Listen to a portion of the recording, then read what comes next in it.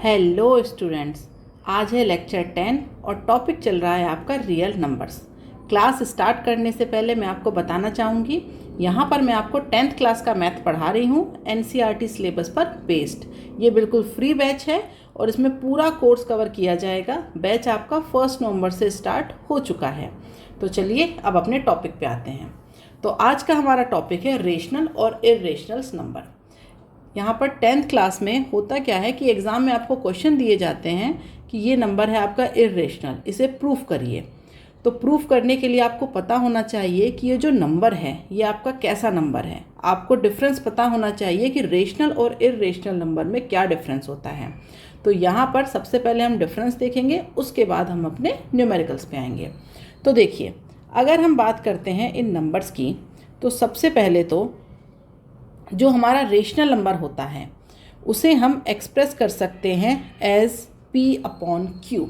लेकिन इस P/Q में एक कंडीशन होगी कि ये जो आपका डिनोमिनेटर होता है ना Q, ये कभी भी ज़ीरो नहीं हो सकता। इसका मतलब जैसे P/Q के टर्म में मैं एक वैल्यू लिख लेती हूँ। मैंने लिखा है 3/4। तो क्या ये एक रेशनल नंबर है? तो हम यहाँ पर देखेंगे कि हाँ, P/Q हमने से लिखा हुआ है, जिसमें से जो आपका डिनोमिनेटर है वो आपका ज़ीरो नहीं है, तो ये एक रेशनल नंबर है। लेकिन इसके साथ साथ जो आपका रेशनल नंबर है वो दो कंडीशंस और सेटिस्फाई करता है। वो दो कंडीशन क्या है कि ये जो आपने इसे 3/4 लिखा है, जब आप इसकी वैल्यू निकालेंगे तो 3/4 की वैल्यू क्या होती है? 0.75। अब ये जो वैल्यू है, या तो ये आइदर क्या होगी, ये टर्मिनेटिंग, या तो ये टर्मिनेट होगी। टर्मिनेट होने का मतलब है कि पॉइंट के बाद कुछ जगह पर जाकर के 4, 5, 6 मतलब कुछ टाइम के बाद जाकर के ये रुक जाएगी, तो इसे कहते हैं हम टर्मिनेटिंग। तो आइदर तो ये टर्मिनेटिंग होगी, और अगर ये टर्मिनेट नहीं हो रही है तो ये रिकरिंग होगी। तो यहाँ इस केस में देखिए, जब हमने 3/4 को देखा तो ये एक रेशनल नंबर है। हमने इसे देख करके बताया, क्यों? क्योंकि जो इसका डिनोमिनेटर है वो ज़ीरो नहीं है। दूसरी कंडीशन, फिर हमने इसे 4 से डिवाइड किया 3 को, तो यहाँ पर हमें इसकी वैल्यू मिल गई 0.75। तो हमने देखा कि ये टर्मिनेटिंग है। लेकिन अगर मैं एक दूसरा नंबर लिख दूँ, मैं आपसे कहूँ 1/3, अब इसे बताइए। तो आपने फिर से पहली कंडीशन को देखा। पहली कंडीशन क्या है? इसका जो डिनोमिनेटर है वो यहाँ पर ज़ीरो नहीं है, तो इसका मतलब ये एक रेशनल नंबर है। दूसरी बात, जब आपने इसकी वैल्यू निकाली तो आपने कहा 0.333, ये तो इसी तरीके से बढ़ता जाएगा। तो ये टर्मिनेट नहीं हुआ, क्योंकि हर बार 333 ऐसे ही आता जाएगा। लेकिन ये क्या है? ये है आपका रिकरिंग। रिकरिंग का मतलब होता है कि नेक्स्ट कौन सी वैल्यू आएगी पता होता है हमें, एक पैटर्न को वो फॉलो करता है। तो यहाँ पर आप इसे लिख सकते हैं कि ये हो जाएगा आपका 0.3 का बार।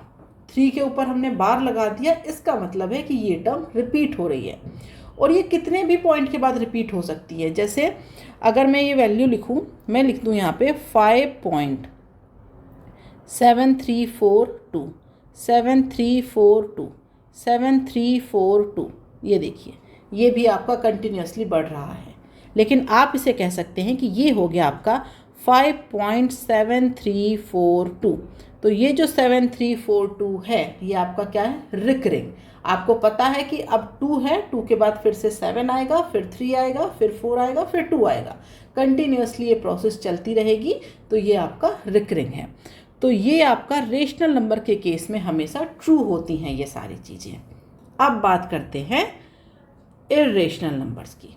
तो जो आपके इर्रेशनल नंबर हैं, उनकी पहली कंडीशन तो ये है कि इन्हें आप P/Q के टर्म में नहीं लिख सकते। ठीक है, ये P/Q के टर्म में नहीं लिखी जाती। दूसरी बात, जब आप कोई नंबर लेंगे, फिर आपसे पूछा जाए कि बताइए ये आपका रेशनल है या इर्रेशनल है, तो पहली कंडीशन आपने देख ली कि चलो ये P/Q नहीं लिखा है, ये किसी और टर्म में लिखा हुआ है। जैसे मैंने लिख दिया √2। ओके, अब जो √2 है ये P/Q के टर्म में नहीं है। लेकिन अब ये आपका इर्रेशनल है या नहीं, ये प्रूफ करने के लिए क्या करेंगे? अब आप देखेंगे कि ये जो नंबर है आपका, ये क्या है? Non terminating. नॉन टर्मिनेटिंग का मतलब होता है ये टर्मिनेट नहीं करता। जैसे कोई वैल्यू है, तो उस वैल्यू को मैंने मान लिया √2 की वैल्यू नहीं बता रही हूँ मैं आपको, मैं तो कोई इन जनरल एक वैल्यू ले रही हूँ, ठीक है। तो इन जनरल हमने कुछ लिया, मैंने लिख दिया यहाँ पर 1.427321619542, ठीक है। ये वैल्यू इसी तरीके से चलती जा रही है, आगे भी और वैल्यूज़ आएंगी। लेकिन अब देखिए ये आपका क्या है, नॉन टर्मिनेटिंग, ये आपका टर्मिनेट नहीं हो रहा है। लेकिन टर्मिनेट तो हो ही नहीं रहा है, उसके साथ साथ आप नहीं बता सकते कि अब नेक्स्ट वैल्यू क्या आएगी, क्योंकि देखिए 4 के बाद 2 आया, 2 के बाद 7 आ गया, 7 के बाद 3 आ गया, 3 के बाद 2 आ गया, मतलब कहीं भी एक पैटर्न नहीं आ रहा है। तो ये वैल्यू आपकी नॉन टर्मिनेटिंग के साथ साथ क्या है, नॉन रिकरिंग।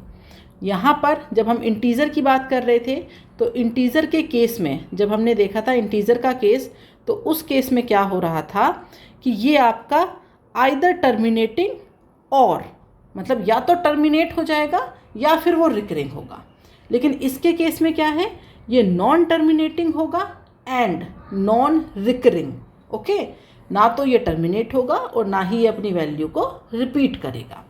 अब आपके दिमाग में क्वेश्चन आएगा कि मैम ये बताइए फिर ये जो इंटीज़र होते हैं ये क्या होते हैं, ये आपके रेशनल होते हैं या इर्रेशनल होते हैं। तो अब देखिए जो आपके इंटीज़र होते हैं उन्हें आप कैसे लिख सकते हैं। आपके पास एक इंटीज़र है 5, तो आप इसे क्या लिख सकते हैं, 5/1। तो आपने इसे 5/1 लिख दिया, तो ये कौन सी कंडीशन को सेटिस्फाई कर रहा है, रेशनल, ठीक है। तो ये आपका रेशनल वाली कंडीशन को सेटिस्फाई कर रहा है। तो जब ये रेशनल की कंडीशन को सेटिस्फाई कर रहा है, इसका मतलब ये आपका क्या हो गया, एक रेशनल नंबर हो गया। क्योंकि जब आप इस 1 से इस 5 को डिवाइड करेंगे तो ना तो ये नॉन टर्मिनेटिंग होगा ना ही ये नॉन रिकरिंग होगा, ओके। तो सिंपली अगर कहीं पर 5 लिखा हुआ है, कोई इंटीजर लिखा हुआ है, तो ये आपका क्या होगा, हमेशा ये होगा आपका एक रेशनल नंबर, ओके। तो जो भी इंटीजर्स होते हैं आपके वो रेशनल नंबर की कैटेगरी में आते हैं। तो चलिए अब आते हैं हम आगे न्यूमेरिकल्स की तरफ। तो हमारा पहला न्यूमेरिकल है prove that √2 is an irrational number. √2 को आपको एक इर्रेशनल नंबर प्रूव करना है। तो इसके लिए आप क्या करेंगे, सबसे पहले हम मान लेंगे कि जो हमारा √2 है वो क्या है, वो एक रेशनल नंबर है। तो अगर आपका जो √2 है वो एक रेशनल नंबर है, तो रेशनल नंबर क्या होते हैं, a/b, कुछ भी ले लीजिए आप, p/q, x/y, वॉटेवर जो भी आपको लेना है। मैंने यहाँ पर a/b ले लिया, ठीक है। अब इसको मैंने मान लिया कि एक रेशनल नंबर है, तो इसके लिए अब आगे सॉल्व करिए। तो अब क्या किया मैंने, दोनों तरफ का स्क्वायर कर दिया। स्क्वायर करने पे क्या आ गया, ये 2 = a²/b², ठीक है। तो यहाँ पर अगर देखा जाए तो जो आपका a² है उसकी वैल्यू क्या हो गई, 2b², ठीक है। तो अब ये जो a² है ये 2b² के इक्वल है। तो जब ये इक्वल है तो इसमें भी कहीं ना कहीं ये 2 वाला टर्म होगा। तो अगर इसमें ये 2 वाला टर्म है तो यहाँ पर मैंने किया कि जब इसमें 2 वाला टर्म है तो मैंने मान लिया कि जो a की वैल्यू है वो 2 के टर्म में कुछ है। अब मैंने माना 2c है वो, ठीक है। तो a = 2c है। अब जब इस a में, जैसे आप इसे इस तरीके से लिख सकते हैं ना, a²/2 = b²। तो ये जो 2 है ये इस a² को क्या कर रहा है, डिवाइड कर रहा है। तो अगर ये इसे डिवाइड कर रहा है तो इसमें भी कहीं ना कहीं 2 वाला टर्म होगा। तो वो टर्म बनाने के लिए मैंने a की वैल्यू क्या ले ली, = 2c। अब देखिए एक थ्योरम आपने पढ़ी होगी जिसमें अगर आपके पास कोई नंबर है, x, y, z कोई भी नंबर है, तो जैसे कोई नंबर है मेरे पास x, ठीक है, और एक हमारे पास p है, और ये जो p है ये है हमारा प्राइम नंबर। तो जो थ्योरम आपने पढ़ी थी वो ये थी कि अगर x²/p है तो x/p भी होगा। ये एक थ्योरम थी, ठीक है। तो यहाँ पर देखिए ये क्या हो रहा है, a²/2। तो अगर ये जो 2 है आपका ये प्राइम नंबर होता है, तो अगर a²/2 है तो इसका मतलब क्या हुआ, a/2 भी होगा, ठीक है। अब यहाँ हम क्या करेंगे, ये जो मैंने वैल्यू मानी थी a इक्वल टू 2c, ये देखिए आपकी इक्वेशन नंबर 1, ये होगी हमारी इक्वेशन नंबर 2। तो इक्वेशन नंबर 2 को उठा के इक्वेशन नंबर 1 में पुट कर दीजिए। तो जब आप पुट करेंगे इसे तो ये मिल जाएगा आपको 4c² upon 2 is equal to b²। Okay, तो इसे आप लिख सकते हैं 2c² is equal to b²। अब ये क्या हो जाएगा आपका c² is equal to b²/2। इसका मतलब ये हुआ कि ये जो 2 है ये अब किसे डिवाइड कर रहा है, b को। तो अगर ये b² इससे डिवाइड होगा तो इसका मतलब इस b में कहीं ना कहीं 2 वाला टर्म होगा कि b² अपॉन 2 है। तो इसका मतलब क्या हुआ, b/2 होगा। ठीक है, तो यहाँ पर इसको कह दीजिए इक्वेशन नंबर 3 और इसे कह दीजिए इक्वेशन नंबर 4। अब इक्वेशन नंबर 3 और 4 से, इक्वेशन नंबर 3 एंड 4 से हम देख रहे हैं कि जो 2 है वो क्या कर रहा है आपका, a को भी डिवाइड कर रहा है और b को भी डिवाइड कर रहा है। मतलब a and b divided by 2, ये दोनों आपके क्या हो रहे हैं, 2 से डिवाइड हो रहे हैं। तो जब a और b दोनों आपके 2 से डिवाइड हो रहे हैं तो इसका मतलब ये हुआ कि दोनों में क्या है, 2 कॉमन है। तो जो आपके रेशनल नंबर्स होते हैं, जैसे जिन्हें आप लिखते हैं ना, मैंने आपको बताया था p/q, तो यहाँ पर कंडीशन मैंने बताई थी कि q does not equal to 0। लेकिन होता क्या है कि हम इन्हें उस फॉर्म में लिखते हैं, जो हमारा फाइनल फॉर्म होता है वो इस तरीके से लिखते हैं कि ये आपस में और ज़्यादा इनके बीच कुछ भी कॉमन ना बचे। जैसे मैंने लिखा यहाँ पर 25/10।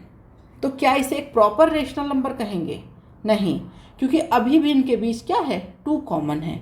तो इसे हम लिख सकते हैं, इसमें से 5 को निकाल लीजिए तो ये हो जाएगा आपका 5/2। तो ये जो नंबर है ना आपका, ये रेशनल नंबर की फॉर्म में हुआ। फाइनली इस नंबर को हम कहते हैं कि ये एक रेशनल नंबर है। ये भी है, ये गलत नहीं है, लेकिन जो प्रॉपर जो सही वाला नंबर है वो कौन सा कहलाएगा, 5/2, जो उसकी फाइनल फॉर्म होती है। तो इसका मतलब है कि इसमें a और b में कुछ भी कॉमन नहीं होना चाहिए। तो यहाँ पर हम देख रहे हैं कि हमने इसे माना था √2 इज इक्वल टू a/b, ये हमने माना था। अब यहाँ पर ये जो a/b है, तो ये a और b दोनों ही आपके डिवाइडेड बाय 2 हैं। ये हमने प्रूफ किया है कि ये भी डिवाइडेड बाय 2 है और ये भी डिवाइडेड बाय 2 है। तो ऐसा नहीं होना चाहिए। तो इसका मतलब ये हुआ कि ये जो आपका √2 है वो आपका एक इर्रेशनल नंबर है। ठीक है, इससे हम इसे प्रूफ करते हैं। अभी समझ नहीं आया होगा तो एक क्वेश्चन और देखेंगे हम, उसमें आपको क्लियर हो जाएगा। ठीक है, तो अब हम दूसरा एक क्वेश्चन देखते हैं। चलिए क्वेश्चन नंबर 2 लेते हैं। क्वेश्चन नंबर 2 में मैं क्या कर देती हूँ, मैं ले लेती हूँ यहाँ पर 1/√2, 1/√2। इसे प्रूफ करिए कि ये आपका इर्रेशनल है। ठीक है, तो कुछ नहीं करना है हमें, उसी तरीके से सेम प्रोसीजर है। अब यहाँ पर दोबारा से देखिएगा, तो देखिए मैंने माना 1/√2 ये एक रेशनल नंबर है। तो अगर ये एक रेशनल नंबर है तो ये आ गया आपका a/b। ठीक है, अब दोनों तरफ का स्क्वायर कर दीजिए। तो 1/2 is equal to a² / b²। तो यहाँ से आपका आ जाएगा 2a² is equal to b²। तो अब आप इसे लिख सकते हैं a² is equal to b²/2। तो अब देखिए b² क्या हो रहा है, 2 से डिवाइड हो रहा है। इसका मतलब b में कहीं ना कहीं 2 वाला टर्म इंक्लूड है। तो यहाँ पर मैंने माना कि b is equal to 2c। ये आपकी है इक्वेशन नंबर 1 और ये हो गई आपकी इक्वेशन नंबर 2। ठीक है, अब दूसरी तरफ यहाँ साइड में लिखेंगे हम कि अगर b² 2 से डिवाइड हो रहा है, इसका मतलब b जो है वो 2 से डिवाइड होगा। क्यों होगा ये? क्योंकि जो थ्योरम है वो एक थ्योरम है जिसे हम जानते हैं कि अगर हमारे पास कोई नंबर है x और कोई नंबर है p, जहाँ पर p क्या है आपका प्राइम नंबर, तो उस केस में होता क्या है कि अगर x² डिवाइडेड बाय p है तो x/p भी होगा। तो अब यहाँ देखिए B square divided by prime number, then B is also divided by prime number. तो अगर बी स्क्वायर बाय 2 है देन बी बाय 2 होगा। अब इक्वेशन नंबर 2 को इक्वेशन नंबर 1 में पुट कर दीजिए। Put equation number 2 in equation number 1 put कर दीजिए। तो क्या आ जाएगा यहाँ पे? यहाँ आ जाएगा आपका a square is equal to 4c square by 2। ठीक है, तो ये हो जाएगा आपका a square is equal to 2c square. अब इसे देखिए, ये क्या हो जाएगा? A square by 2 is equal to c square. तो ये हो जाएगी आपकी इक्वेशन नंबर 3। अब इक्वेशन नंबर 3 को देखिए, तो यहाँ फिर से लिखेंगे हम साइड में कि अगर ए स्क्वायर बाय 2 है तो a अपॉन 2 होगा। ओके, तो ये थी आपकी इक्वेशन नंबर 4 मान लीजिए इसे, और इसे कर दीजिए इक्वेशन नंबर 5। अब आप equation number 4 and equation number 5 from equation number 4 and 5 से हम क्या देख रहे हैं कि a is divided by 2 and b is divided by 2। That means 2 क्या है यहाँ पर? कॉमन है दोनों के बीच, और ये कॉमन नहीं होना चाहिए क्योंकि जो आपका प्रॉपर रेशनल नंबर होता है उसमें ये जो आपके जैसे p अपॉन q लिखा था, तो इनके बीच कोई भी फैक्टर कॉमन नहीं होना चाहिए। तो इसका मतलब ये हुआ कि जो √2 1/√2 जो कि आपने एक रेशनल नंबर माना था, इसे मैं ऐसे लिख देती हूँ 1/√2 जिसे आपने एक रेशनल नंबर माना था, ये रेशनल नहीं है, ये आपका इर्रेशनल है। ओके, यहाँ पर भी इसे, ठीक है, यहाँ पर भी इसे इस तरीके से लिखेंगे 1/√2। ओके, तो ये आपको समझ में आ गया होगा। अब इसी तरीके के कई सारे न्यूमेरिकल आते हैं। जैसे अब मैं कहूँ आपसे कि प्रूफ करिए कि 3√2 ये आपका एक इर्रेशनल नंबर है। तो कुछ नहीं करना है आपको, यही प्रोसीजर है। बस क्या करेंगे यहाँ पर हम कि देखिए ये है आपका 3√2। तो इस 3√2 में हमने क्या किया, इसे मान लीजिए कि ये हो गया आपका a अपॉन बी। अब √2 को यहाँ रखिए और a अपॉन 3b। अब इसे मान लीजिए आप x अपॉन y। तो √2 is equal to x upon y। इसे आप एक रेशनल नंबर की तरह लेकर के प्रूफ कर दीजिए, तो वहाँ पर आपका आ जाएगा कि ये इर्रेशनल है। और अगर ये इर्रेशनल है तो इसका मतलब ये हुआ कि जो आपका a अपॉन 3b है ये भी क्या होगा? इर्रेशनल होगा। आप रूट वाली एक टर्म को निकाल लीजिए, उसे इर्रेशनल प्रूफ कर दीजिए, तो उसके साथ जो भी मल्टीप्लिकेशन में है वो आपका क्या हो जाएगा? इर्रेशनल हो जाएगा। ऐसे ही एक क्वेश्चन अगर मैं कहूँ, क्वेश्चन नंबर 4, अगर मैं आपको ये टर्म दे दूँ, मैंने लिख दिया यहाँ पर 2/√7, इसे प्रूफ करिए कि ये आपका इर्रेशनल है। तो इसके लिए क्या करेंगे? इसके लिए भी वही सेम प्रोसीजर। यहाँ पर क्या करिए, मान लीजिए 2/√7, इसे मान लिया मैंने a अपॉन b। अब क्या हो जाएगा यहाँ से आपका 2b अपॉन √7a। तो यहाँ पर जो आपका √7 है वो क्या हो जाएगा? 2b अपॉन a, और इसे मान लीजिए आप x अपॉन y। तो अब √7 is equal to x upon y, इसके लिए प्रूफ करिए। तो जब इसके लिए प्रूफ हो जाएगा तो ये अपने आप 2b अपॉन a के लिए भी प्रूफ हो जाएगा। ओके, अब एक और न्यूमेरिकल देखते हैं। अच्छा, अगर प्लस माइनस के टर्म्स में लिखें, अगर मैं कहूँ कि प्रूफ करिए 5 - √3, ये आपका एक इर्रेशनल नंबर है। तो इसके लिए क्या करेंगे? इसके लिए क्या करेंगे कि जैसे 5 - √3, इसे क्या करेंगे? इसे भी एक रेशनल नंबर मान लीजिए a अपॉन b। अब क्या करिए, 5 इसे यहाँ ले आइए -ab इज इक्वल टू √3। तो आप लिख सकते हैं √3 is equal to b 5b minus a, और इस 5b माइनस a को फिर से मान लीजिए x अपॉन y। तो अब आपको किसके लिए सॉल्व करना है? x अपॉन y के लिए। तो फिर अगर ये आपका इरेशनल हो जाएगा तो ये भी आपका क्या हो जाएगा? इरेशनल हो जाएगा। ठीक है, अगर ये प्लस लगा होता बीच में, जैसे मैं लिखूं अगर 3 + 2√5, इसे प्रूफ करिए, तो कुछ नहीं, आपको सिर्फ रूट वाली टर्म इधर लिखनी है, बाकी सारी टर्म्स वहाँ भेज दीजिए। तो 3 + 2√5 is equal to a upon b। तो अब क्या करेंगे? ये हो जाएगा आपका 2√5 is equal to a upon b minus 3। √5 को यहीं रहने दीजिए, ये हो जाएगा आपका b a माइनस 3b, और ये 2 आ जाएगा इसके अपॉन में, और इसे मान लीजिए x अपॉन y। तो अब आप इसके लिए प्रूफ करिए। जब आप x अपॉन y के लिए प्रूफ कर देंगे तो ये अपने आप आपका क्या हो जाएगा? इरेशनल। ठीक है, तो अब तक तो क्या थे? एक टर्म थी यहाँ पे, लेकिन अब अगर मैं एक क्वेश्चन लूँ, उसमें मैं आपसे कहूँ कि ये है आपका, प्रूफ करिए कि √2 + √5 ये आपका क्या है? इरेशनल। तो इसमें आपको करना क्या है? सिर्फ एक टर्म लेनी है, बाकी दूसरी टर्म को आपको नहीं लेना है। तो क्या करेंगे उसके लिए? हमें तो एक टर्म चाहिए बस। तो मैंने किया यहाँ पे, मान लिया इसे फिर से कि ये क्या है आपका? रेशनल है। तो √2 + √5 is equal to a upon b। अब एक टर्म को इधर लिख लीजिए और दूसरी टर्म वहाँ भेज दीजिए दूसरी तरफ पे।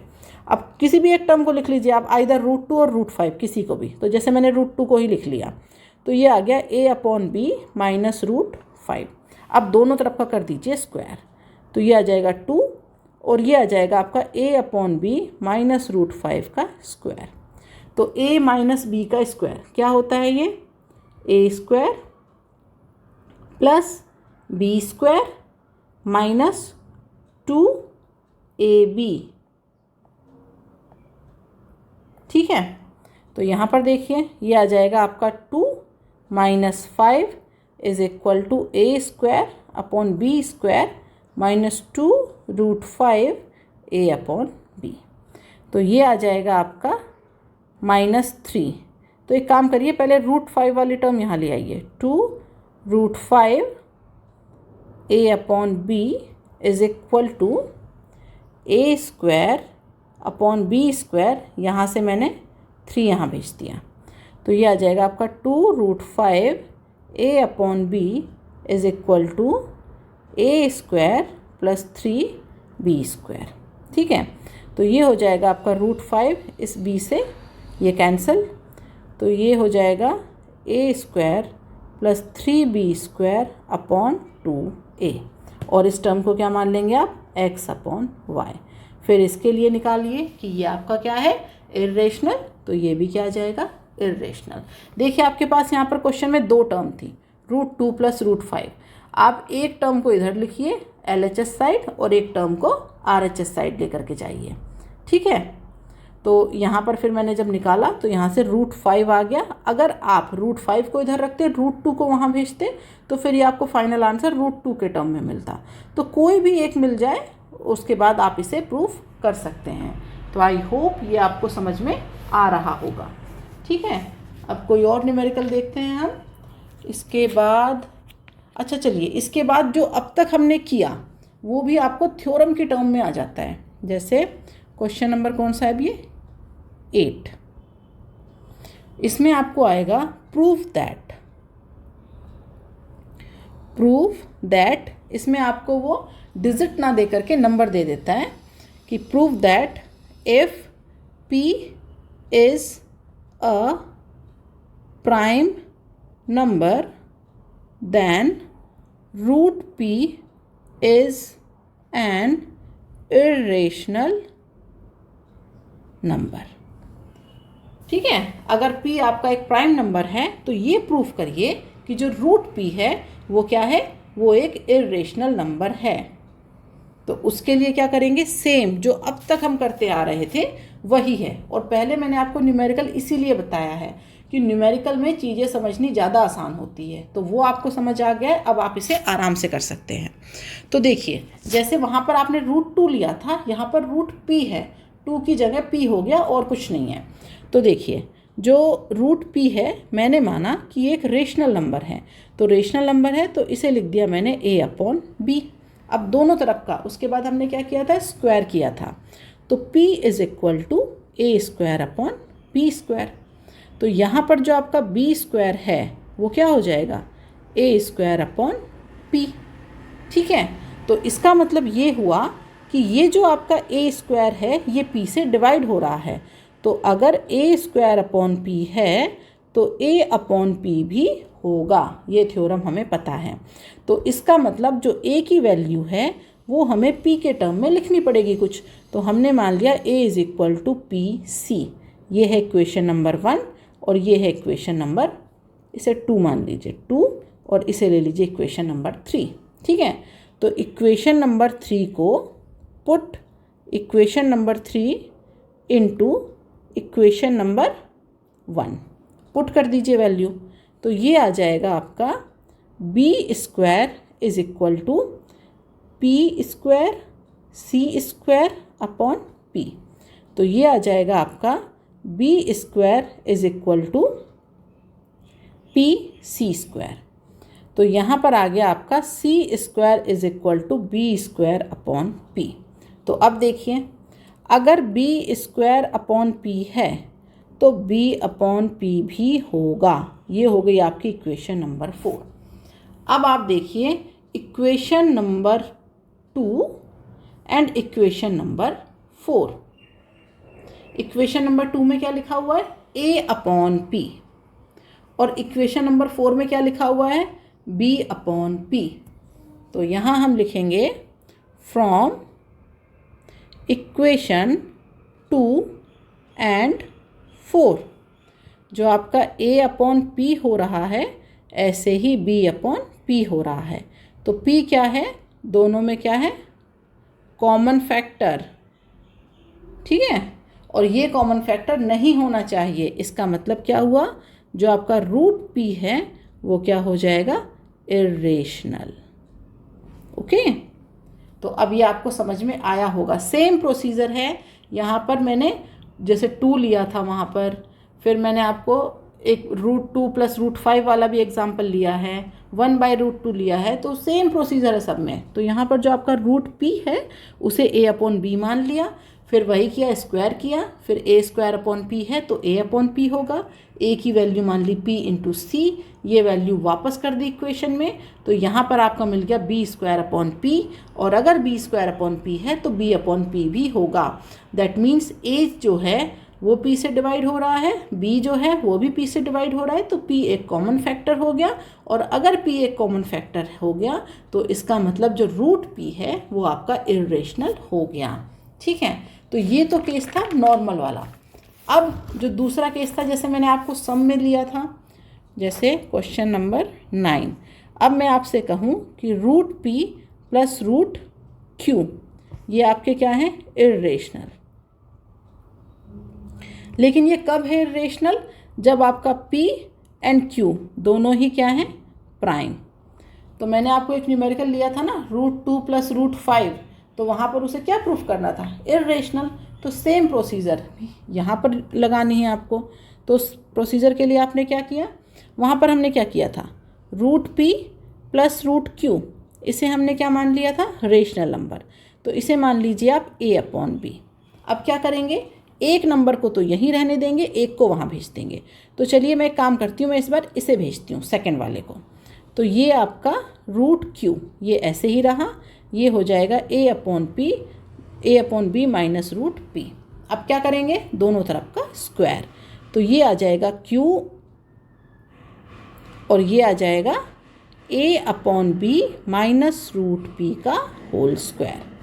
तो ये हो जाएगा q और ये हो जाएगा आपका a² / b² + p - 2a √p / b।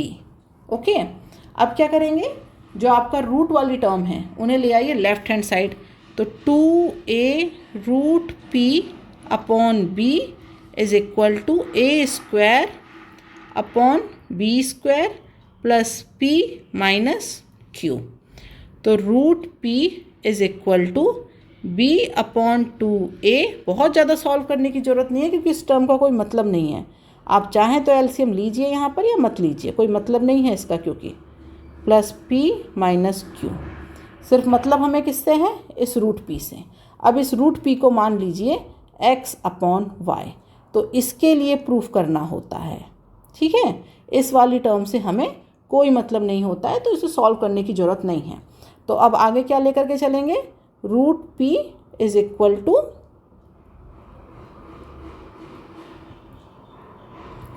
x upon y। अब इसे लेकर के प्रूफ करिए और ये आपका क्या आएगा? इर्रेशनल। और अगर ये इर्रेशनल आएगा तो ये वाली टर्म भी आपकी क्या हो जाएगी? इर्रेशनल। तो आप इसे प्रूफ कर सकते हैं। आई होप आपको ये न्यूमेरिकल समझ में आए होंगे, और अगर नहीं समझ आया है तो वीडियो को दोबारा से देखिएगा। जहाँ पर भी डाउट हो, जिस भी पॉइंट पे डाउट हो, तो आप मुझे कमेंट बॉक्स में लिख करके बताइएगा कि मैम इस वाले क्वेश्चन में डाउट है, और इस इतने मिनट के बाद, जैसे आप पढ़ा रहे थे तो 11 मिनट के बाद ये जो बात आपने बताई ये समझ नहीं आई थी। तो किसी नेक्स्ट क्लास में मैं आपके कमेंट को ज़रूर से इंक्लूड करूँगी। ठीक है, तो और अगर आपको ये वीडियो पसंद आ रही है तो अपने दोस्तों के साथ इसे शेयर करिए। तो आज के लिए बाय बाय स्टूडेंट्स।